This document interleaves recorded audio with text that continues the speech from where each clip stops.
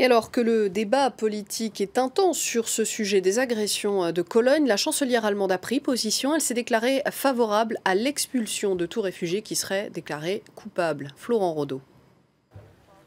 Sa politique d'accueil des réfugiés, Angela Merkel en avait fait sa fierté. Mais dans la nuit de la Saint-Sylvestre, 121 femmes sont agressées à Cologne. Depuis la présence confirmée d'une trentaine de demandeurs d'asile parmi les suspects, le débat sur leur accueil s'est durci en Allemagne. Sous le feu des critiques, la chancelière promet le durcissement des règles d'expulsion des migrants condamnés par la justice. Le droit à un statut de résident et la procédure de demande d'asile pourront être perdus si l'individu est emprisonné ou condamné à une peine avec sursis. Cette position doit désormais être discutée avec les sociodémocrates du SPD, l'autre grand parti présent dans la coalition gouvernementale à Berlin.